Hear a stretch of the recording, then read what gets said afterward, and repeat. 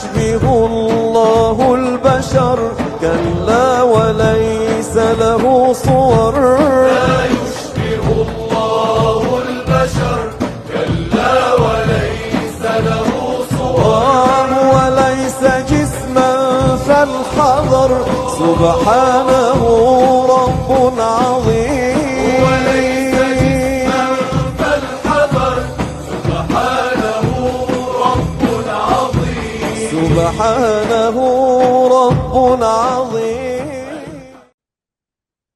بسم الله الرحمن الرحيم.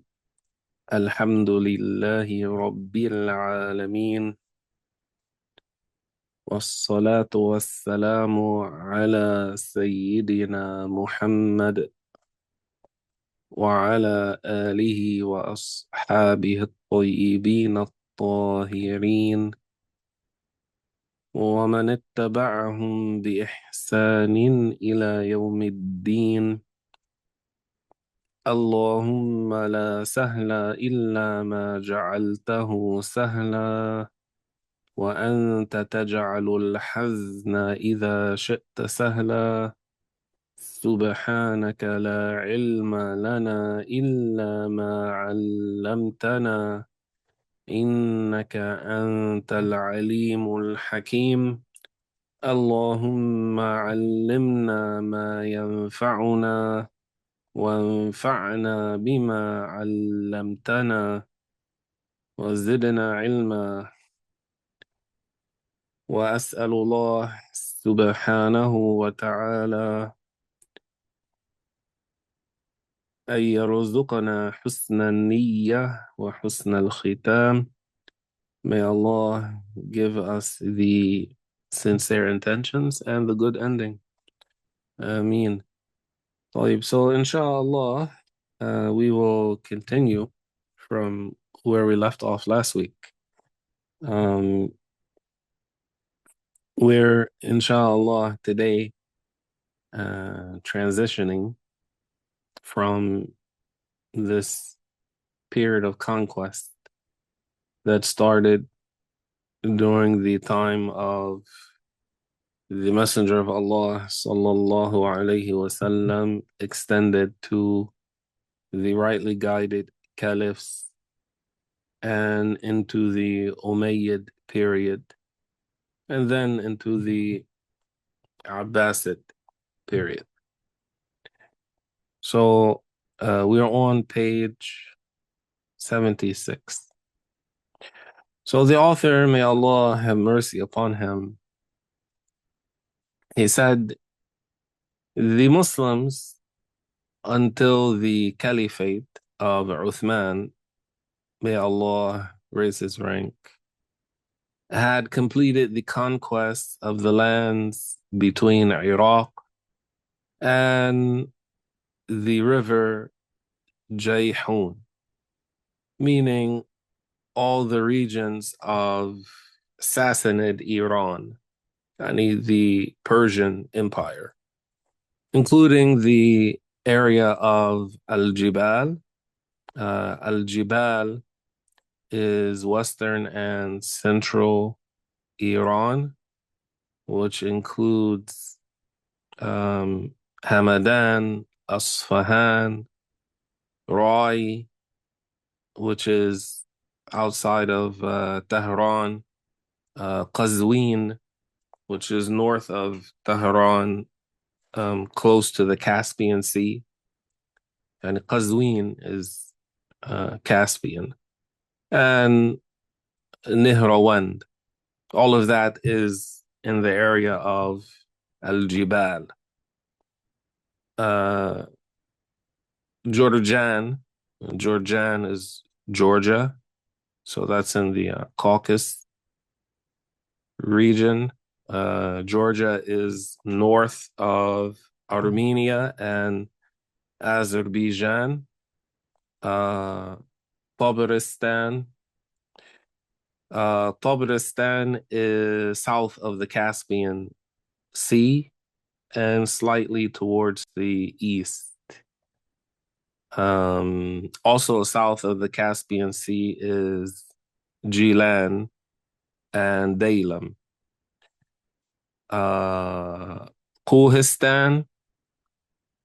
Kuhistan is south of Khurasan and west of Sistan or Sijistan. So that's a part of it is central Afghanistan. Central Afghanistan. Khorasan is like northern Afghanistan and going up into uh, Uzbekistan and Turkmenistan. Faris, Faris is southern Iran. Among the cities in southern in Faris is Shiraz.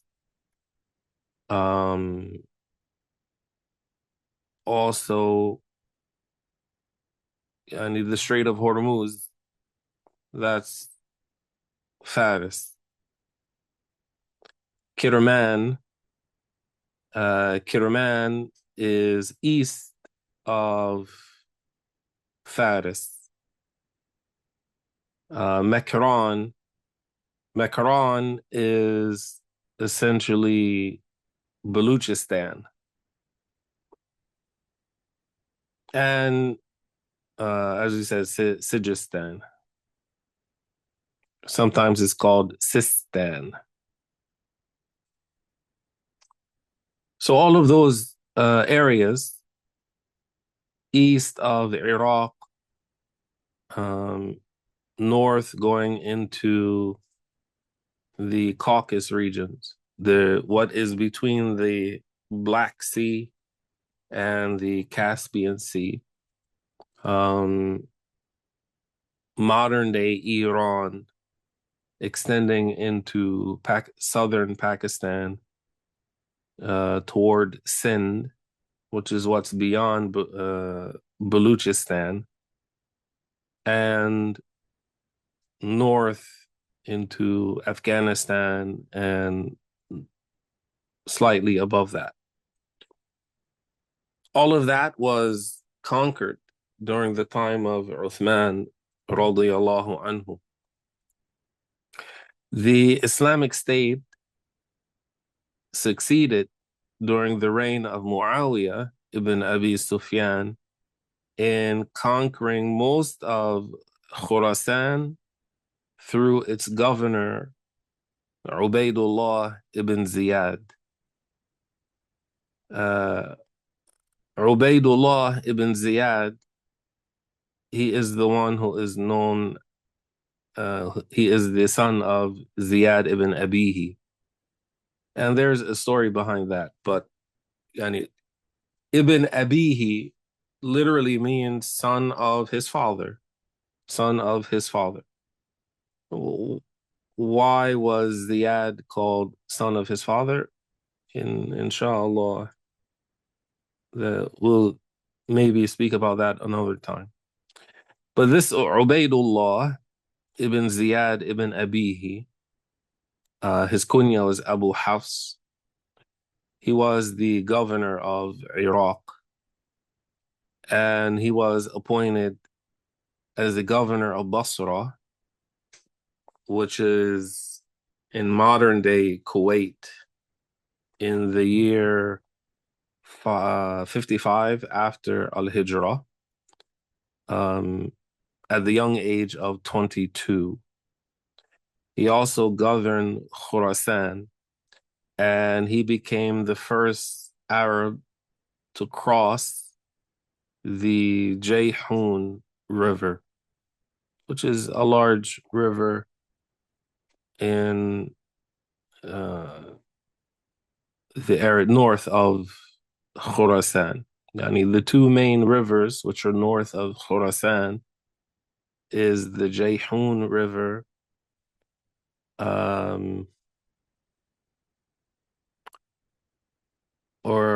actually the Jayhun River is the Oxus River. This is the river when we say what's beyond the river, what's behind the river, ma wara an-nahr, what is behind the river, that is what's behind the Jayhun River, also known as Transoxiana. So he was the first Arab to cross it, and he with an army. He conquered Bukhara, which is in Uzbekistan, and other places. He was handsome in appearance, but evil in conduct. And it was said that his mother, Marjana, was from the daughters of the Persian kings.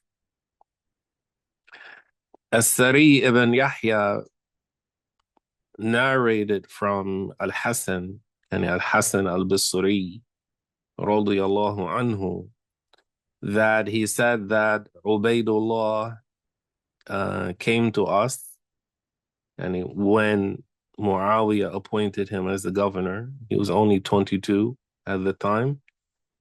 So Al-Hasan said, Ubaydullah came to us, a foolish young man who shed blood severely. And Abdullah ibn Mughaffal, he went to him once, and he went to Ubaydullah, and he told him, stop what I see you doing, and that is the evil that he used to do. He said, for the worst of shepherds is the destructive one. The one who kills his sheep. He said, Ubaydullah, he said, what is that to you? And why do you care what I'm doing? He said, for Ubaydullah, he told Abdullah ibn Mughaffal, he said, you are merely one of the dregs of Muhammad's companions, sallallahu alayhi wasallam. And he was cursing or insulting Abdullah. He wasn't insulting the Prophet, alayhi salatu wassalam. Not directly. He said, Abdullah, he said, were there dregs among them?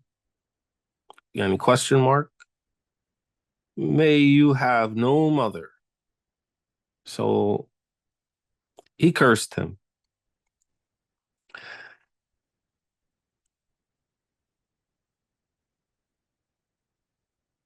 It was mentioned that Abdullah ibn Mughaffal, rahimahullah, became ill, radiyallahu anhu. So the governor, Ubaydullah, he came to visit him.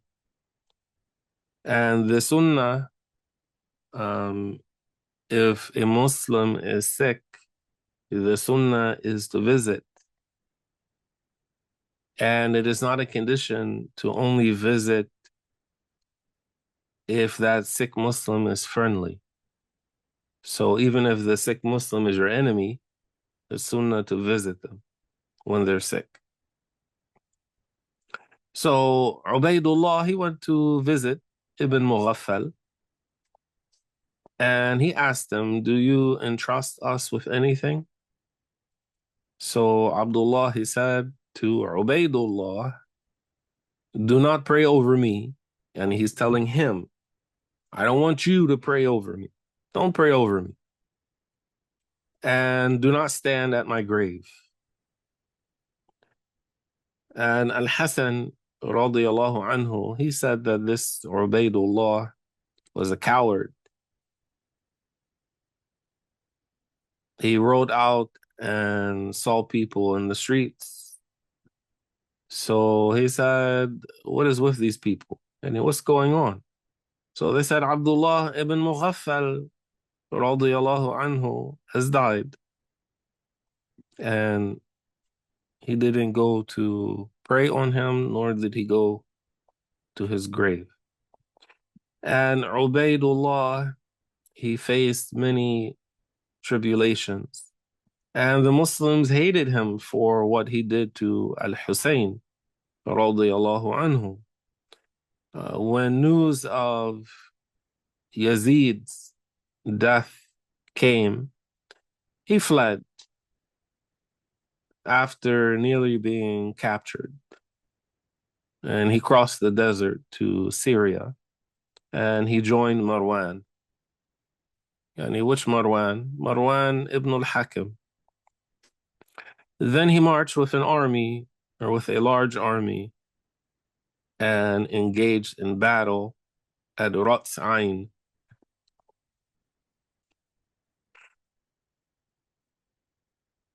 He appointed Muawiyah ibn Yazid as his successor. And Yazid ibn Muawiyah, he appointed, before he died, Muawiyah ibn Yazid, his son, as his successor, who was a handsome, good-looking, and righteous young man, radiyallahu anhu. In fact, it's said about Muawiyah ibn Yazid ibn Muawiyah ibn Abi Sufyan that he was the Qutb, although he died very young. He was in his 20s. He only died, he only stayed as the Caliph, as the Khalifa, for about 2 months after he was appointed and paid allegiance to. He became very sick, and he died. But Imam al-Ghazali, rahimahullah, he said that Muawiyah ibn Yazid was the Qutb, and a high-ranking wali among the awliya.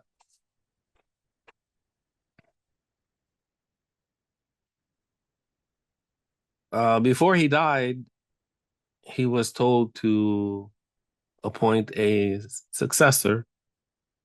So he said, I have not tasted its sweetness, so why should I bear its bitterness? Yani, that is, he did not want to be responsible for appointing someone who was not qualified. And who among the people who were around him were qualified? They were not qualified. So he did not want to bear that burden. So he lived 21 years and he died. And his cousin Uthman ibn Ambasa ibn Abi Sufyan prayed over him. They wanted him to accept the caliphate, but he refused and he joined his maternal uncle Ibn Zubayr radiyallahu anhu and pledged allegiance to him. Marwan was Marwan ibn al-Hakam. He was considering pledging allegiance to Ibn Zubayr when Ubaydullah ibn Ziyad came to him, fleeing from Iraq. He had given a speech announcing Yazid's death to the people and distributed stipends. And this is something common that when there, even nowadays, in some countries, when there is the death of the leader and a power vacuum, the loyalty of the elite and power brokers would follow the money. So the one who can grease the hands of those power brokers, that's who they'll follow. And that's done even to this day.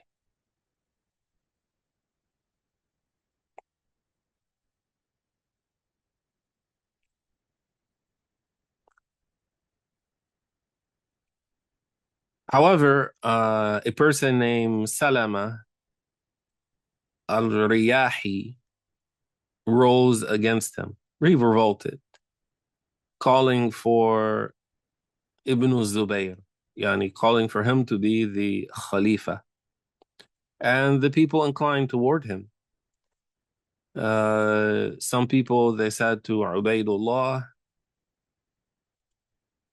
release our brothers from the prisons, which were filled with Khawarij. And he released them, and they began pledging allegiance to him. No sooner had the last of them finished, and he pledging allegiance to him, they became harsh with him, and then they encamped. And when we say they encamped, that means to fight. To fight. They set up a war camp in order to fight Ubaydullah. It was said that they went out wiping the walls with their hands, saying, "This is the allegiance of Ibn Marujana." And they wiped their hands of him. They plundered his horses. So he left at night and sought protection with Mas'ud ibn Amr, the chief of Al-Azd, who granted him protection. And the people of Basra, after Ubaydullah ibn Ziyad left, they appointed Abdullah ibn al-Harith ibn Nawfal al-Hashimi over them. But the Khawarij attacked, and they killed this Mas'ud ibn Amr al-Azdi. And the evil of the Khawarij, as well as the other tribulations during this time, escalated. And due to the power vacuum and the fighting for leadership or rulership. And these Khawarij, they split into two factions, and they fought for days with Nafi' ibn al-Azraq leading the Khawarij. Ubaydullah, he fled before Mas'ud's killing with 100 men from Al-Azd to Syria, reaching Al-Jabiya, where Banu Umayyah were. Then he and Marwan pledged allegiance to Khalid ibn Yazid ibn Muawiyah in the middle of Dhul Qa'dah. Then they went with Ad-Dahhak to Maruj, Dimashq, near Damascus. And they fought for days in Dhul Hijjah.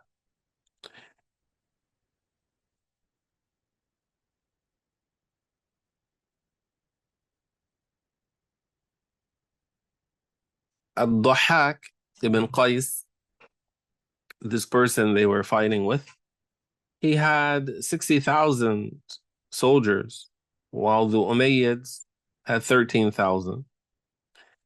And Ubaydullah ibn Ziyad, he suggested a stratagem. He asked Ad-Dahhak for a truce, which he accepted. Then Marwan, and it was a trap. Marwan ambushed them and killed Ad-Dahhak along with several knights of Qais. Then after that, the Khawarij, they rose up in Egypt and they called for pledging allegiance to Ibn Zubayr, thinking that he was one of them because he revolted.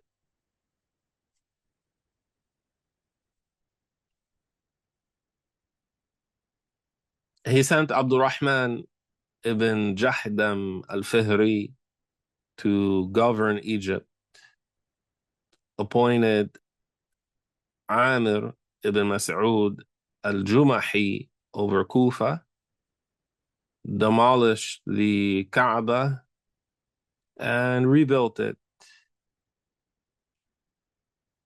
placed its doors at ground level, and incorporated 6 cubits from the Hijr, yani Hijr Ismail, into the Kaaba. So, yani, remember, the Hijr Ismail is the semicircle, half of a circle, and it's not very high like the Kaaba is. And there's a gap in between. Originally, all of that was enclosed within a single building of the Kaaba. But when the Kaaba was rebuilt at the time of the Messenger of Allah, sallallahu alaihi wasallam, they did not have enough building material to put it back the way it was. So the Hijr was kept out of the main part of the Kaaba.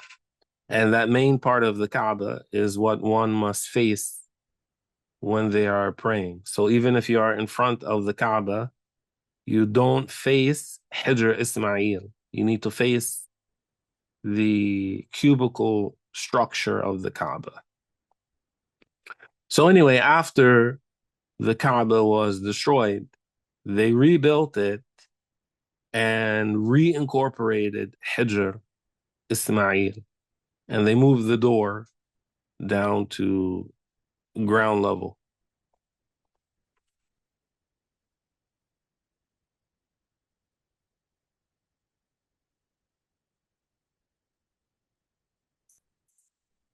Most of the Syrians pledged allegiance to Marwan ibn al-Hakam at the beginning of the year 65 after Al-Hijrah.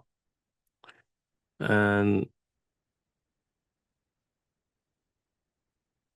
Ibn Zubayr, he sent Al-Muhallab ibn Abi Sufra to Khorasan, who fought the Khawarij and defeated them.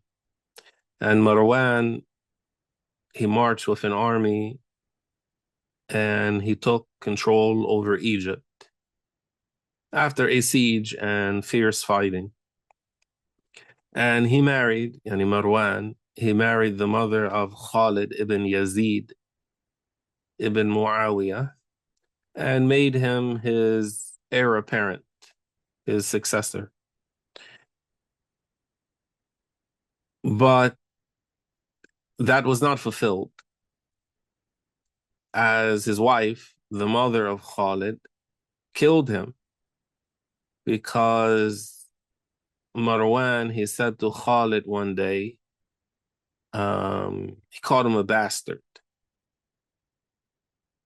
He insinuated that his mother was a whore. So Khalid, he told his mother, and his mother then conspired with her servants, and they killed Marwan ibn al-Hakam. They suffocated him while he was asleep. Marwan, he had equipped Ubaydullah ibn Ziyad and sent him to Iraq. But the supporters of al-Hussein met him and were defeated. And he met him to fight. With Ubaydullah was Hussein ibn Umayr, as-Sakuni, Shurahbil ibn Dhil Kala', أدهم الباهلي ربيعة المخارق حميلة الخثعمي, and their tribesmen. And it was a famous battle.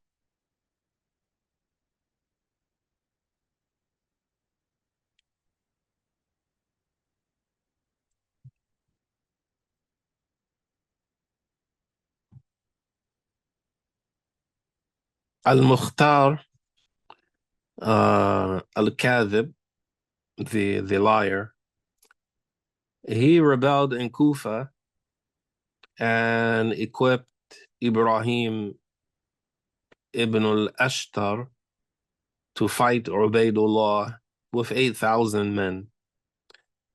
And they met at the beginning of the year 67 after Al-Hijrah at Al-Khazir, at Al-Khazir. And Ibn al-Ashtar surprised them at dawn.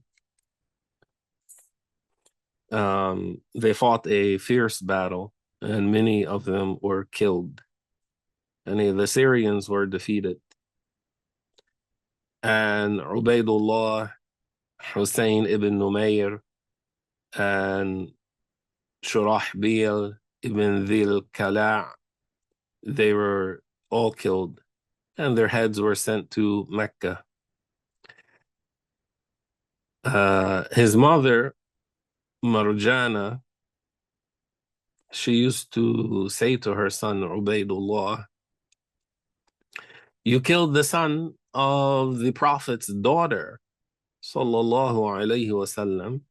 You will not see paradise," or something like that. She used to make dua against him for what they did to Al-Hussein. Abul Yaquzan said that Ubaydullah ibn Ziyad was killed on the day of Ashura in the year 67 after Al-Hijrah. And Abu Tufayl, he said, we isolated 7 heads and covered them, including the head of Hussein ibn Umayr and Ubaydullah ibn Ziyad. He said, I came and uncovered them. He said, I came and uncovered them, and there was a snake in Ubaydullah's head, in the head of Ubaydullah, eating it. And it is narrated with an authentic chain from Imara ibn Umayr, who said that the head of Ubaydullah ibn Ziyad and his companions were brought to Mecca. And we came to them while they were saying, it has come, it has come. And there was a snake moving between the heads until it entered the nostril of Ubaydullah. Stayed for a while, then came out and disappeared. Then they said, and the people, they said, it has come, it has come. And it did this 2 or 3 times.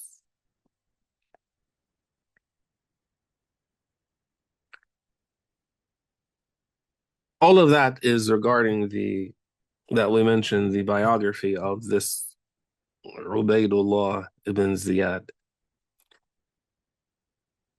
Now, the area of Islamic conquest extended during the Umayyad era until it reached the Great Wall of China in the east and all the territory of Andalusia in the west. That coincided with the spread of Islamic teachings and the effort to teach the Arabic language for education and preserving the Quran among the people who embraced Islam. And among the conquering army that spread Islam to the east and the west were the pious people, the righteous, walis among the awliya, scholars, and senior level followers of the companions. So it was not just Muslim armies with people who knew nothing but military strategy and how to fight that went out to spread Islam through jihad. But among them were pious people and high-ranking scholars, like Abdullah ibn Mubarak, whose story is famous and well-known. Now, historians agree on dividing the period of the Abbasid Caliphate, which came after the Umayyads. They agree on dividing the period, the reign of the Abbasids, or their dynasty, into two eras. The first era extended for 100 years, from the year 132 after Al-Hijrah, which is 750 Common Era, after the fall of the Umayyad state, that is, from the beginning of the caliphate of Abu al-Abbas Abdullah ibn Muhammad, known as as-Saffah, until the death of the ninth Abbasid Caliph, Abu Ja'far Harun al-Wathiq Billah ibn al-Mu'tasim, in 232 after Al-Hijrah. This as-Saffah, Abu al-Abbas as-Saffah, who was born in the year 104 after Al-Hijrah, and he died in the year 136. He was the first caliph of the Abbasid state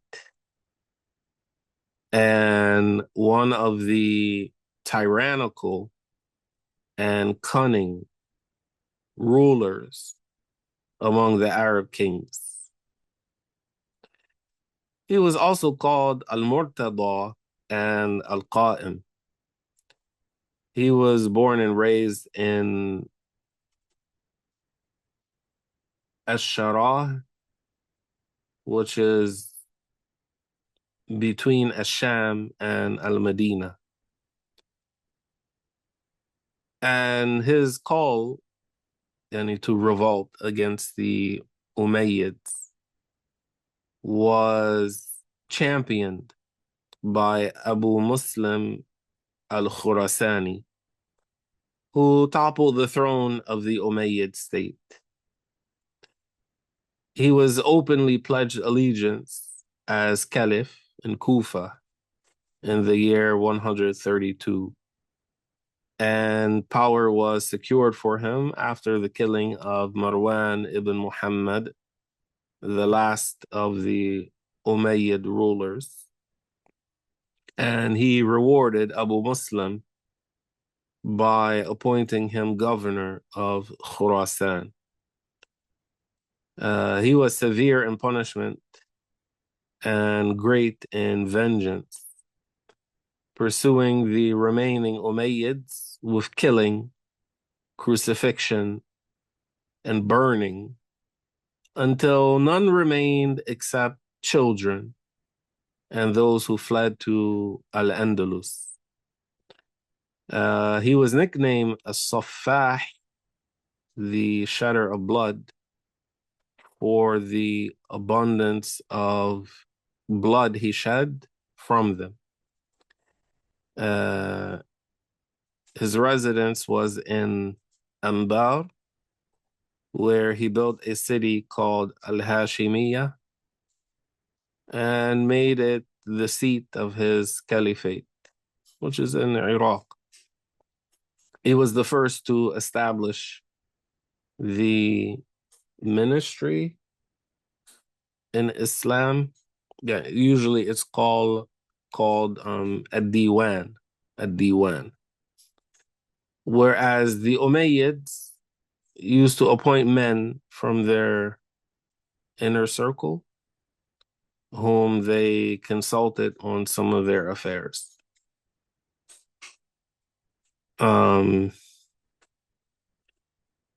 So you know how, like Donald Trump, he has a cabinet and he has a minister of this, a minister of that, a minister of this, minister of that. Then there's a head minister. Like this. The first one to do that was as-Saffah. He was extremely generous, and he was among the first, or he was the first among the Muslim caliphs to bestow gifts of 2 million dirhams.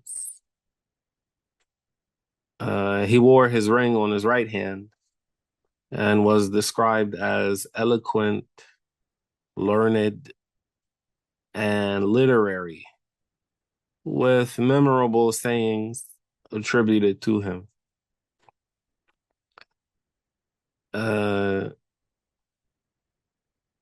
Which you would think, and I think some people would think that a tyrant is an ignorant person. Maybe that's because we are used to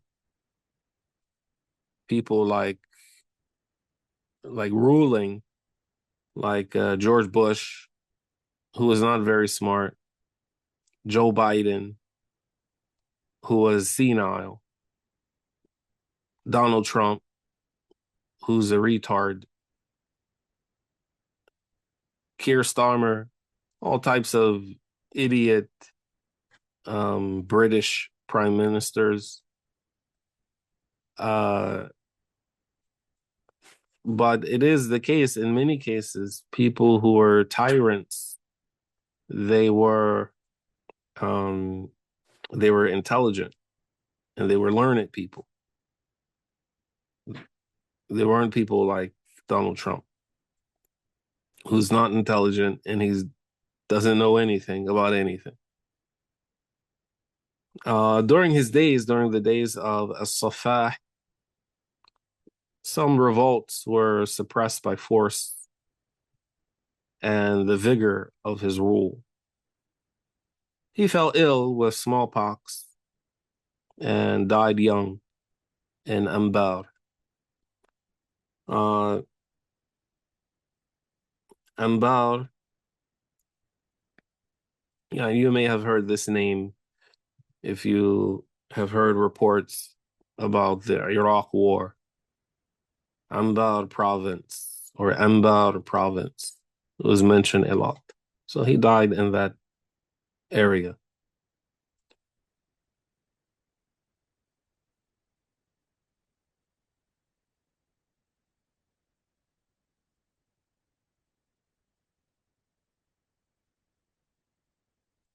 Now, this first era of the Abbasid Caliphate was distinguished by the strength and prestige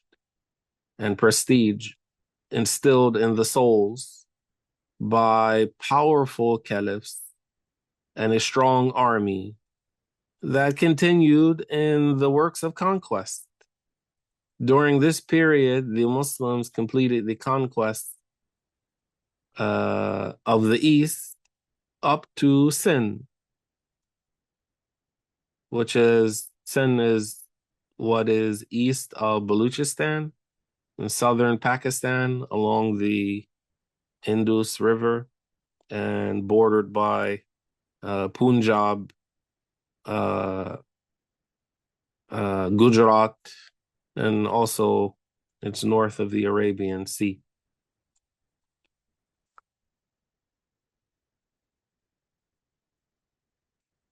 So the conquest extended all the way up to the Sindh Basin and the lands of Farghana eastward. Farghana is eastern Uzbekistan.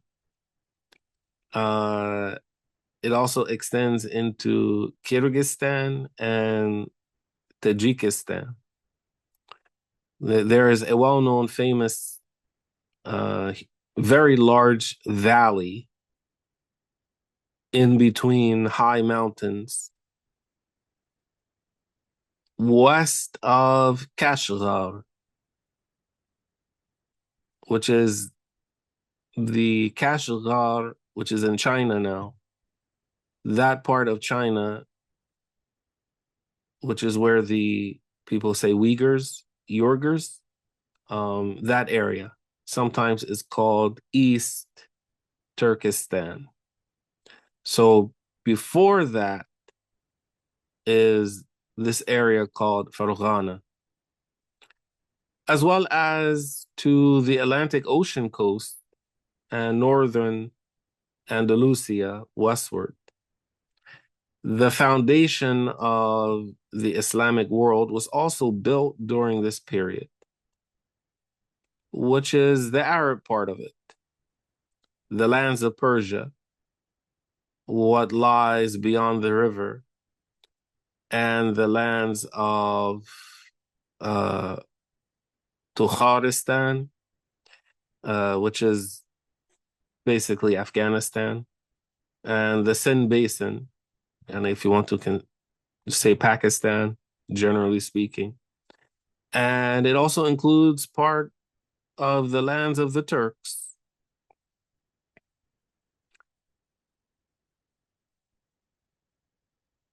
The Islamic world therefore settled for a long period during which Muslims completed the Islamization of what they had conquered and filled the gaps.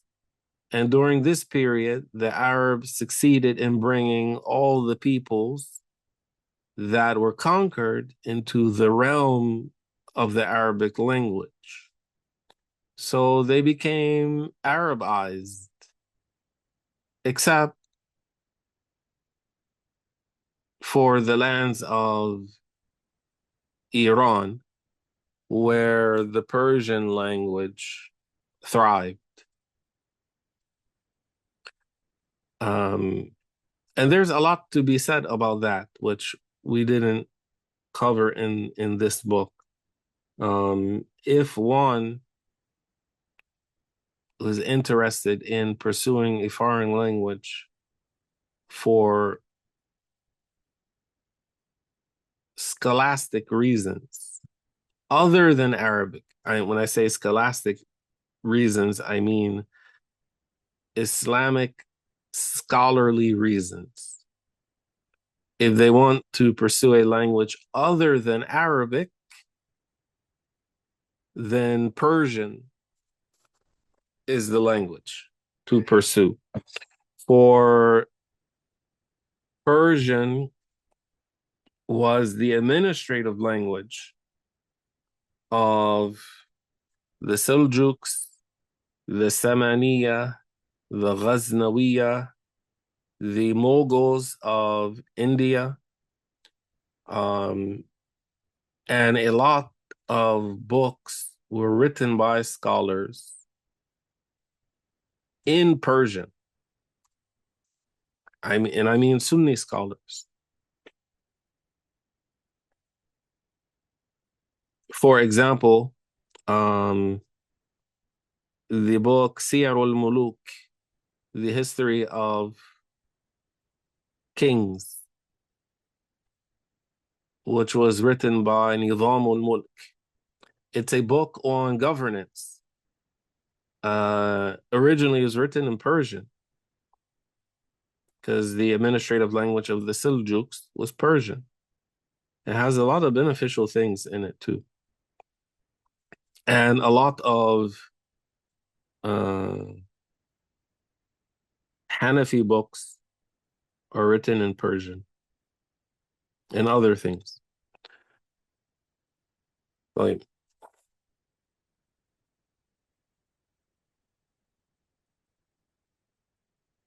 so this area that we just described, for a period of time, it settled and didn't go beyond that. And perhaps one of the reasons for this settlement was the weakness of the Abbasid Caliphs, the weakness of their condition, and the emergence of small states, chiefdoms, if you want, that sought to break away from the Abbasid Caliphate during this period of weakness. And why is it that if the Muslims in such a short period of time were able to go from Spain to leave the Arabian Peninsula, to go as far as Spain in the west and as far as Western China in the east, why didn't they conquer all of China? Why didn't they conquer all of Europe? Why didn't they go further into Africa? Why didn't they go further into Russia?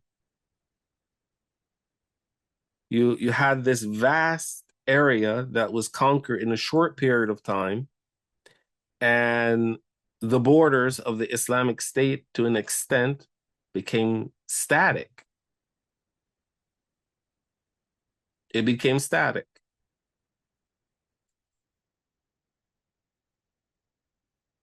There was some expansion after that, but to a certain extent, it was not because of jihad. It was an expansion based on knowledge and piety. Islam did not expand into Bangladesh, Thailand, Cambodia, Malaysia, Indonesia. It didn't expand in that area because of jihad. It expanded much later, but through people of piety and knowledge. But that, in detail, is for like another time. Now, Ibn Khaldun, he summarized the events of the Abbasids, the conditions of weakness that befell them, and the control of military commanders over the caliphs and the country, by saying, when Banu Abbas took over the caliphate, their state extended over all the kingdoms of Islam, just as Banu Umayyah had been before them. Then Abdurrahman ibn Muawiyah ibn Hisham, grandson of Hisham ibn Abdul Malik ibn Marwan, who was intelligent, shrewd, sound in opinions, determined, and he was not a tyrant. He died in the year 125, who was from the remnants of Banu Umayyah. He escaped to Andalusia. Remember, we said that as-Saffah, he would hunt down the Umayyads and to eradicate them, except for children and some people who escaped.